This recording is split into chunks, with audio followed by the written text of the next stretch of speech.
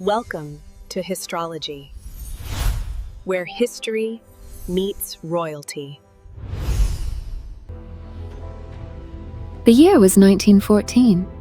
Winter winds screamed through Moscow as Europe prepared to drown itself in war. Inside a quiet home, lined with books and the scent of sandalwood, a child came into the world, a child who would one day fight one of history's darkest tyrannies. Her name was Noor Inayat Khan. To her family, she was light. To destiny, she was a spark hidden in calm silence, waiting for its time to burn. Soft warmth. Her father, Inayat Khan, was a Sufi musician and teacher, descended from Indian royalty. His voice carried prayer in every note. Her mother, Aurora Baker, an American woman who had followed love across continents, watched in wonder as snow fell outside. Between them flowed two worlds, East and West, devotion and freedom, and Noor was born where those worlds touch. Gentle emotion, Hazrat held the baby close and whispered, "I'll let her grow as light grows through music, pure, unafraid." Outside, the city trembled beneath headlines of war, but within their home when he began, years passed like a melody. The family moved first to London, then to a small hill above the River Seine near Paris.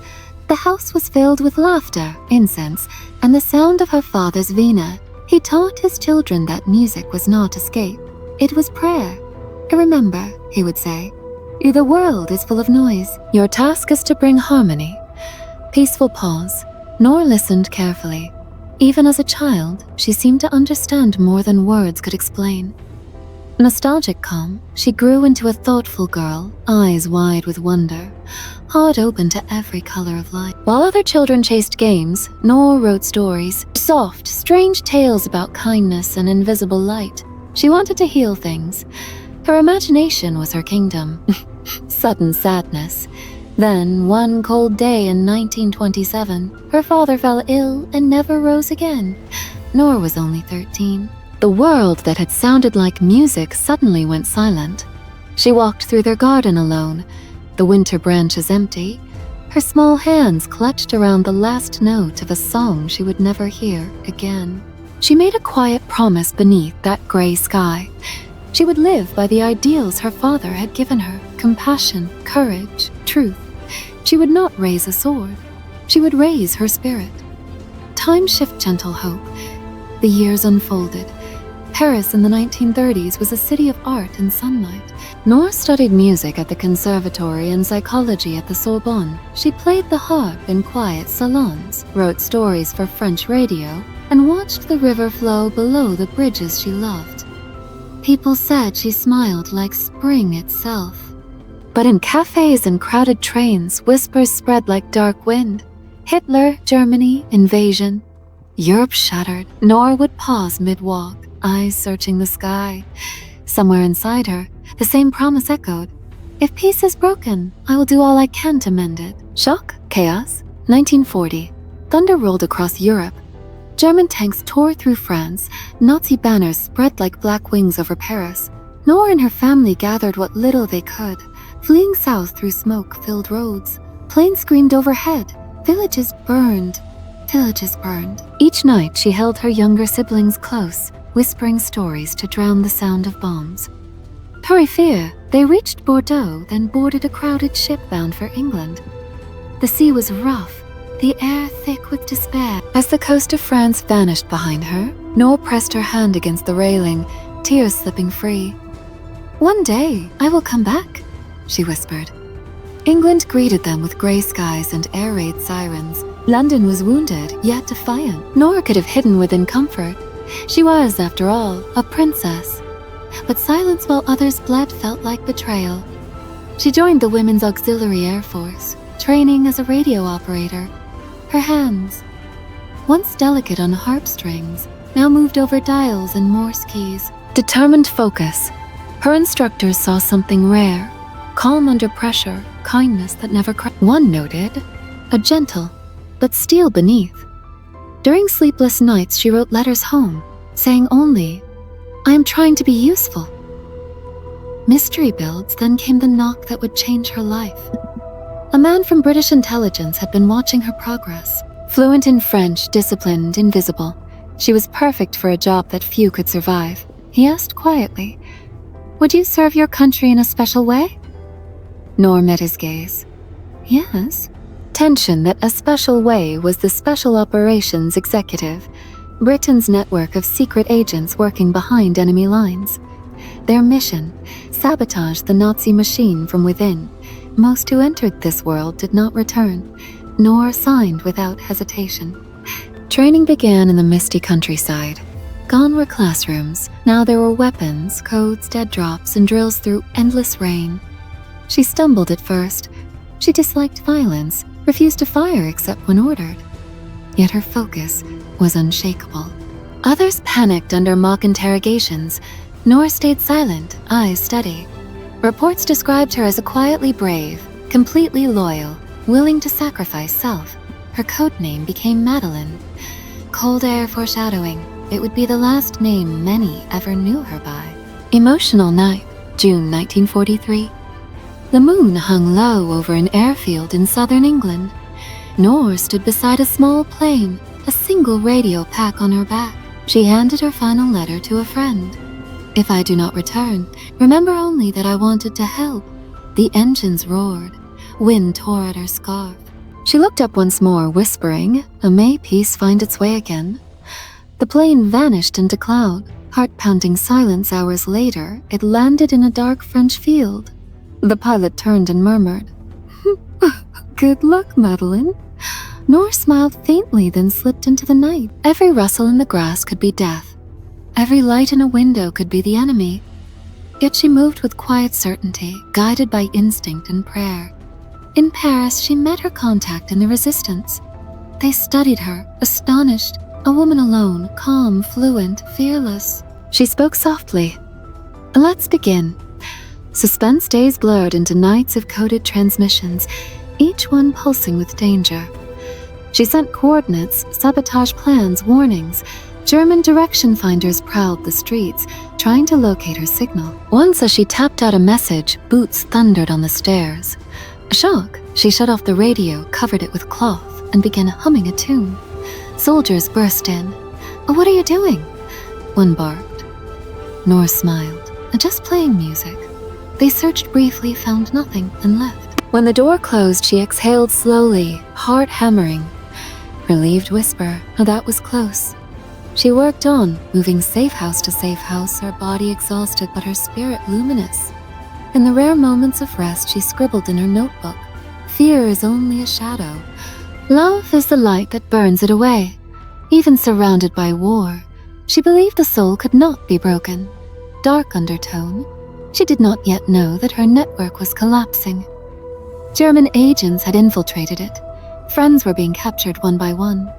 The net around her tightened. Still she transmitted, each click of the key an act of defiance. One rainy evening, she sat by a cracked window, radio humming softly beside her. Paris shimmered beneath the downpour. She watched the reflection of streetlights in the wet glass and smiled faintly. "Oh, no matter what happens," she whispered, "I have served peace." Slow fading tension, lightning flickered somewhere beyond the rooftops. The wind rattled the shutters, and in the distance, footsteps. The shadows were drawing closer. Tension Paris no longer whispers, it trembles. The once bright cafe stands silent behind drawn curtains. Every footstep on cobblestones echoes with suspicion. German patrols sweep through the city like a storm, searching for one final spark of resistance.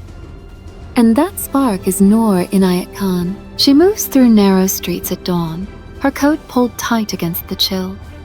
In her pocket, a small radio transmitter hums like a living heart. Hurry, every signal she sends could mean life or death for dozens hiding in the shadows. Yet her hands never shake. Each click of the transmitter is a heartbeat of defiance. The Gestapo has noticed the phantom signals. They call her Madeline, the invisible one. The city is being strangled by fear, and still she remains. Quiet determination, Noor finds brief refuge in an attic above a shuttered bakery. The smell of stale flour and smoke fills the air. She kneels beside the transmitter, adjusting the code wheel. Static hisses through the night, masking the whispers of her own thoughts. She remembers her father's words, that every act of truth carries its own light. It is that light she follows now, even in darkness, soft sadness. Each day brings another betrayal. Her comrades vanish one by one, arrested, deported, erased. Still, she refuses to leave Paris. "I am the last link," she writes in a coded message. "If I fall, the chain breaks." In the fading light, she moves from one safe house to another, her shadow merging with the city's scars. Sometimes she catches her reflection in a broken window and barely recognizes herself. A princess, a poet, a spy. A woman fighting a war with nothing but faith and a radio. Rising tension, the Gestapo tightens the circle. Posters appear, reward for the wireless phantom. Neighbors begin to watch each other. The air feels heavier. Still Noor walks calmly, a folder of false papers under her arm. Each forged signature, each coded page, is a thread holding freedom together. One evening, rain lashes the roofs as she carries her transmitter through the narrow back streets. A siren moans in the distance. She stops beneath a flickering street lamp and presses her hand to the iron railing, grounding herself in the cold metal. "Whisper? I'm still here," she breathes to no one and everyone. At that moment, she realizes something. The war has changed her. She is no longer running from danger. She is the danger. To the enemy, her voice is more feared than guns. Shock, but betrayal moves faster than courage. A contact she trusted turns double agent. Her address is whispered in the wrong ear, her name traded for safety. Noor senses it before it happens. A strange stillness, a bird before a storm. She burns her notes, hides the transmitter, and waits. Her pulse is steady. She knows what this silence means. Mid-October 1943, footsteps on the stairs, a sharp knock, then another. She opens the door. Sudden stillness. The Gestapo officer removes his hat. Behind him, two soldiers stand like shadows. "Noor Inayat Khan?" he asks. She does not answer. Her gaze stays calm, almost regal. They search the room, tearing through floorboards, curtains, books. The transmitter lies hidden beneath the boards she laid herself. But the code sheets are gone. She burned them hours ago. Tense pause. They bind her hands, but not her spirit. As she steps out into the rain, she looks once more at the city she refused to abandon. The Eiffel Tower pierces a bruised sky. Paris watches her go, unaware that one of its bravest daughters is being taken away. In the back of the car, the officer studies her face. She looks unafraid. He cannot understand this calm. "Whisper, your network is finished," he says. Noor turns her head toward the window, the city lights blurring into streaks of gold. Her voice is quiet but certain. A light cannot be finished. Melancholy, days blur into interrogation rooms and locked corridors. They demand names. She gives them none. They take her papers. She rebuilds her identity in silence. They isolate her. She folds herself into memory. Music from her childhood, her father's prayers, the scent of jasmine from her mother's garden. These are her weapons now. Other prisoners speak of the girl with eyes like calm water. They say she never bends, never betrays. When gods pass, she smiles, a tiny act of rebellion more powerful than any escape attempt. Flicker of hope. Even behind bars, Noor finds ways to send signals. A tapped rhythm on the wall, a smuggled message in a loaf of bread. Each small defiance tells the resistance she is alive. She becomes a legend among them, the princess who would not bow. Outside, the allies are preparing to strike back. Her messages sent before her capture still guide them. Their work is already echoing beyond those stone walls. Every coded line she once sent is now a thread in the liberation to come. Quiet resolve as autumn turns to winter, she is transferred from one cell to another. Paris fades behind her. The air smells of rust and smoke. She hums softly to herself an old Sufi melody her father loved. It fills the corridor, gentle yet unbreakable. Even the guards pause to listen. Soft awe. The fire that began in her heart has not gone out. It spreads quietly now, through whispered stories, through the courage of those who remember her name. Somewhere beyond the prison gates, France is beginning to rise again. Noor cannot see it, but she feels it, like the pulse of a distant drum. She closes her eyes and thinks of peace. The word she fought for. The word she lived for. A single candle in the storm. Fade to silence. Silence, winter folds around Europe like a gray shroud. Trains crawl across the frozen land carrying soldiers, refugees, and those the world has forgotten. In one corner of a guarded carriage sits Noor Inayat Khan. Her wrists are bound, her eyes calm. Outside the window, snow drifts over ruined fields. Inside her heart, a single word glows: freedom. The guards avoid her gaze. They do not know what to make of her stillness. She neither begs nor complains. She watches the world blur past, as if memorizing every color she may never see again. Quiet strength. She has been taken from France to Germany, from cells of stone to corridors of echoing iron. Every door slams like thunder, but she walks through each one as though it were only air. Her captors think isolation will break her. They do not understand that solitude is something she was born into, the child of silence and prayer. Soft memory. She recalls the scent of sandalwood in her father's study, the notes of the veena humming through distant mornings in India. She remembers the words he once spoke. When you cannot move mountains, sing to them. And so she does, sometimes in whispers, sometimes only in thought. Tension. Weeks pass. Interrogations begin again, but they lead nowhere. Her answers are wrapped in kindness and smoke. She admits nothing, betrays no one. Her captors exchange confused glances. One of them mutters, she behaves as though she were already free. At night, she hears footsteps of other prisoners. It cannot see them, but she taps softly on the wall. 3 beats, then 2. A pattern meaning hope. From the darkness comes an answering rhythm. Someone else is still alive. Sadness letters never reach her, yet she imagines them. Her mother's prayers, her brother's quiet grief. She writes replies in her mind, sealing them with invisible courage. She tells them she is safe, that light survives even here. In the courtyard, the wind bites through her thin coat. She closes her eyes and lets the snow land on her face. Each flake feels like a message from the world outside. We remember you. Whispered all, the guards begin to notice that their prisoner carries a strange peace. She never shouts, never curses, but her presence unsettles them.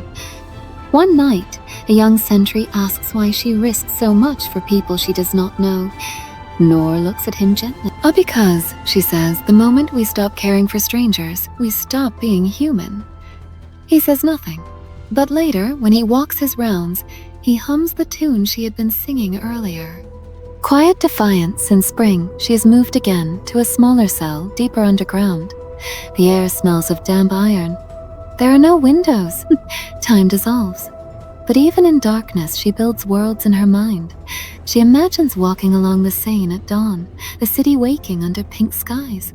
She imagines children laughing in gardens that war forgot. These visions keep her breathing, steady, unbroken. The other women whisper stories about the Indian princess who defies the Reich. The tale travels from cell to cell, from camp to camp. Her name becomes a promise. Noor. Light. Soft pride, somewhere far away, the Allies are advancing. Radio waves pulse across Europe again. Noor cannot hear them, but she feels their vibration in her bones. She knows her work lives on, her codes guiding the hands of those still fighting. She closes her eyes and smiles. Let it reach them, she murmurs. And let the signal find its way. Tension building, months slip by. Each day begins the same. Footsteps, orders, silence. Yet within that routine, she finds fragments of grace. The warmth of morning tea, a single sunbeam cutting through a crack in the ceiling. She treats each as a miracle. Sometimes she speaks to the light directly. You and I, she says, Inu the same. They can hide us, but they can't kill us. Hope, one evening, an older prisoner sees her through the bars and says softly, You remind me of spring. Noor laughs, a sound so rare that others stop to listen. Spring comes for everyone, she answers, even for those who don't believe in it anymore. Melancholy, the months turn heavy again. News filters through the guards. Bombings, defeats, rumors of liberation. Noor feels it, the empire cracking, the long night thinning. She knows she may not see the dawn, but she smiles anyway. The world is waking, and that was all she ever wanted. Her courage becomes a mirror. Other captives sit straighter when they hear her name. They say, if she can endure, so can we they. Her light travels through walls, through fear, through the endless dark. Soft prayer, she begins to meditate each morning, breathing slowly, whispering the ancient word for peace. The sound settles over the prison like a calm mist. Even the birds outside seem to pause. In these moments, Noor is not a prisoner. She is the daughter of two worlds, East and West, faith and freedom, standing between them like a bridge of light. Final calm. When the time comes to move her again, she walks without hesitation. Her steps echo through the hallway. Someone behind her murmurs a courage. She doesn't turn. She simply nods. Inside her, the same flame burns, silent, unwavering, eternal. A fade. They will say later that no one ever saw her afraid. That in her last moments, her final word was a liberté. Whether or not the witnesses remember it clearly does not matter. The truth is larger than memory. She lived and died for that word. Soft glow. After the war, when peace finally returns, the name Noor Inayat Khan is spoken again. In London, in Paris, in statues will be raised, medals awarded. But those who truly knew her understand something deeper. She was never fighting against people, only against darkness itself. Reverent silence in the years to come. Children will walk past her statue in Gordon Square, where her bronze eyes still watch the world with quiet mercy.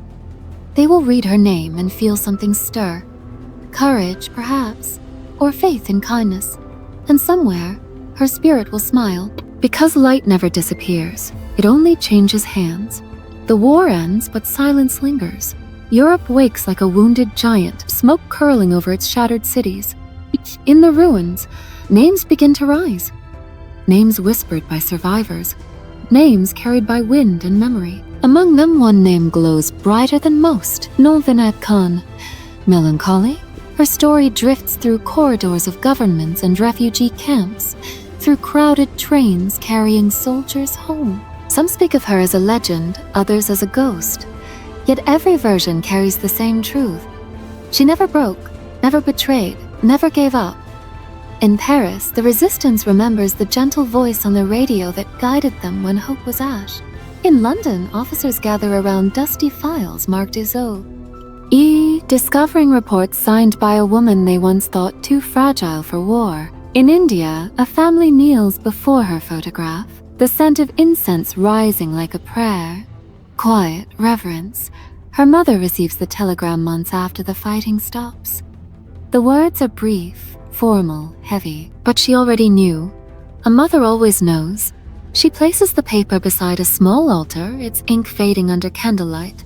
She does not cry. She simply whispers, "You return to the light, my Noor." Soft across oceans, her name becomes a symbol of two worlds intertwined. The East that taught peace, and the West that demanded courage.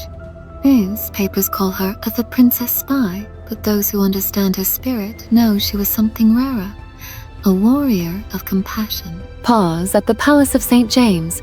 Her file reaches the desk of a king. The commendations are clear, the testimonies unshakable. Noor Inayat Khan is awarded the George Cross, one of Britain's highest honor. In France, the government adds her name to the roll of heroes and grants her the Croix de Guerre. But even medals feel too small. The real tribute is whispered in markets and homes, in the soft voices of those who survived because of her signals, her silence, her sacrifice. Emotion swelling in 1949. Her brother Vilayat stands before a crowd in London. He speaks of her life not as a tale of sorrow, but as a song. She taught us, he says, that the strength of love is greater than the power of fear. The audience stands in silence.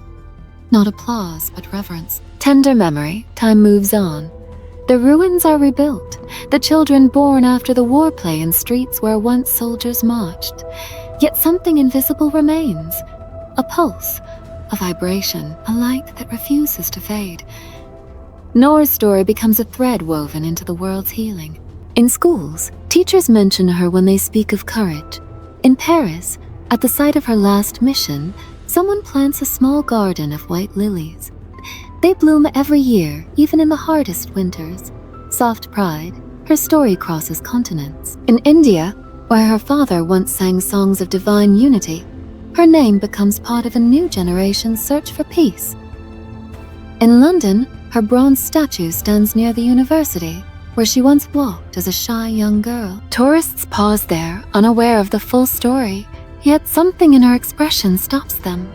A calm gaze, almost human, almost eternal. Reflection, people often wonder where her strength came from. Perhaps from her lineage, the blood of Sufi mystics and kings. Perhaps from her training, the discipline of service and silence. Or perhaps it came from something simpler, the belief that truth is worth dying for. Even now, her story carries that belief into every heart it touches. She has become more than a person. She is a symbol of what humanity can be when courage wears the face of kindness. Gentle transition. Years pass into decades. The world changes. Technology replaces radio codes with satellites and screens. Yet the essence of what Noor fought for remains painfully relevant. Tyranny still wears new faces. Freedom still needs defenders. Her voice, though lost to time, still seems to whisper through static and memory. Soft, hopeful tone in a classroom somewhere in Paris.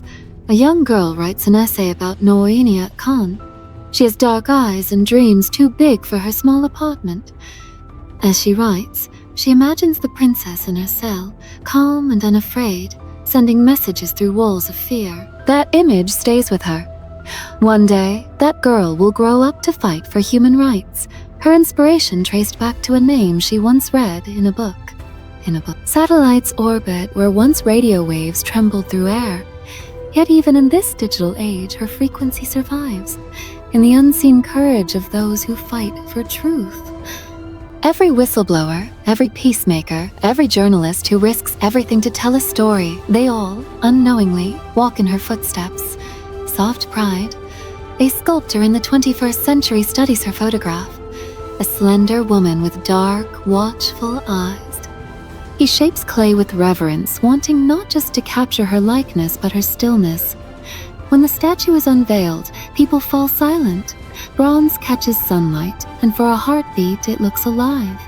The breeze moves through the square, and someone murmurs, "Welcome home, Noor."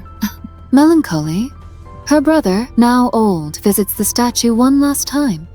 He places his hand on the cold metal and closes his eyes. "You are everywhere," he says. The wind stirs the leaves. In that rustle, he almost hears her answer. Soft continuity books follow. Biographies, documentaries, poems. Yet none can fully capture the quiet radiance of the woman who faced terror with grace. Historians call her a heroine. Mystics call her an enlightened soul. Perhaps she was both. Perhaps that is why her memory refuses to fade. Hope. In classrooms, children now learn her story alongside those of kings and generals. Teachers emphasize not the espionage, but the empathy, how she never hated. Even when surrounded by cruelty, the students listen, wide-eyed. One boy raises his hand and asks, would she have fought again if she had known the end? The teacher smiles gently. Yes, she says, because she didn't fight to win. She fought to remind the world how to love. Gentle crescendo, every November, candles line the edge of Gordon Square. People gather around her statue, voices low, eyes bright. They read her last known words aloud, a single breath of liberty carried through decades. The candles shimmer, and for a moment the air feels full of her presence. Not a ghost, but a guide. Soft reflection from east to west, her message continues. Courage without hatred, faith without fear. She taught that strength does not always roar. Sometimes it whispers, quietly refusing to surrender. And in that whisper lies the secret of endurance. Final calm as night falls. The lights of the city reflect on the bronze figure. Rain begins to fall softly, tracing silver lines down her face. People lift their umbrellas, but one girl stands uncovered, letting the rain touch her skin. She closes her eyes and feels something ancient and familiar. A pulse that says, be brave, speak truth, carry the light. The girl smiles, turns, and walks into the crowd. The world moves on, unaware that another flame has just been lit. The decades have rolled like distant thunder, soft and relentless. The world Noor once knew has changed beyond recognition. Empires have fallen, new powers have risen, and the lines on maps have shifted again and again. Yet amid all that motion, her story still stands unbent, like a single candle burning in an endless storm. Gentle reflection. In a quiet London park, her statue stands beneath the trees. The air smells of rain and earth, and children chase pigeons through the square. They do not know her name, but sometimes they stop and look up, drawn to something in her stillness. Their parents pause too, reading the inscription. Liberty is the light that never dies. And perhaps, for a brief moment, they understand that the statue is not just stone and metal. It is a heartbeat, a reminder, a promise. Soft history, years after her death, her life was pieced together from fragments, coded messages, witness statements, a few photographs.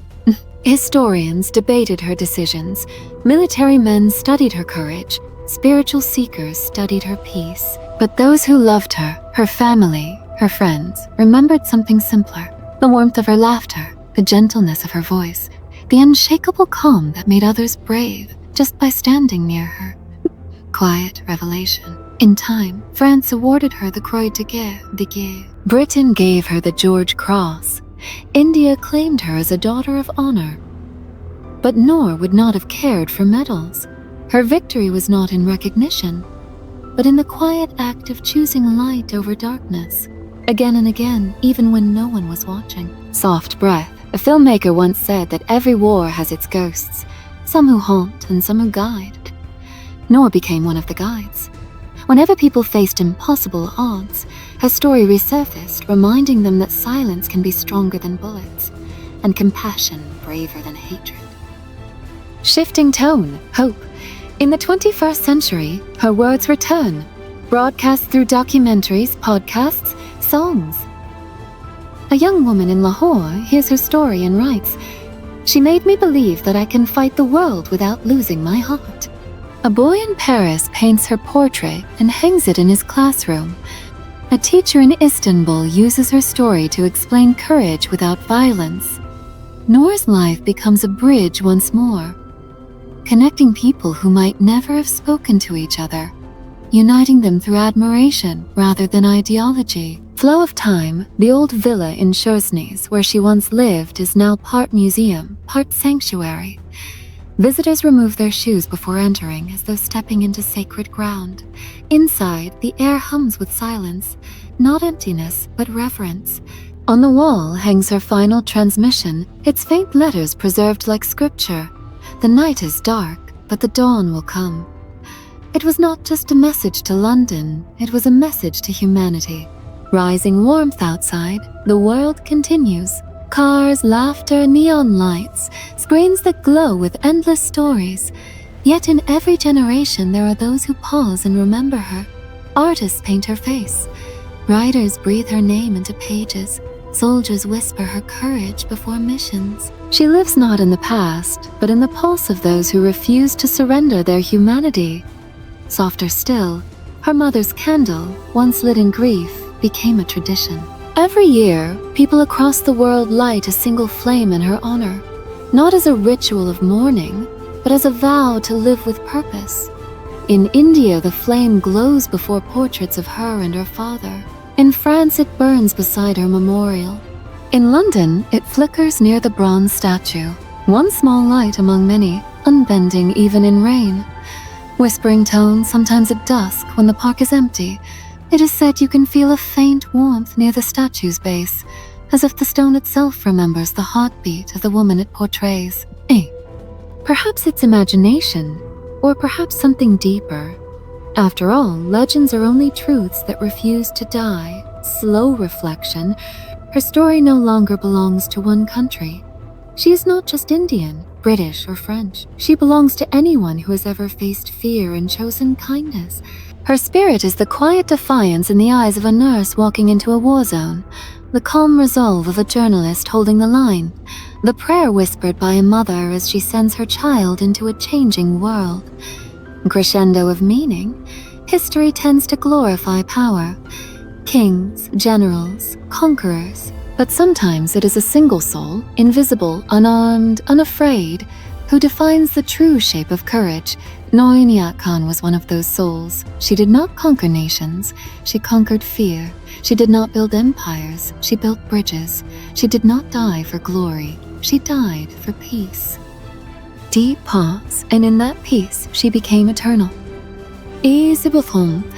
Calm finality now when the sun sets over London, the last light glints on her bronze. Birds settle in the branches above, and the city hums around her, unaware, perhaps, of how much it owes to one silent girl who once carried a radio, a dream, and an unbreakable faith in the goodness of humankind.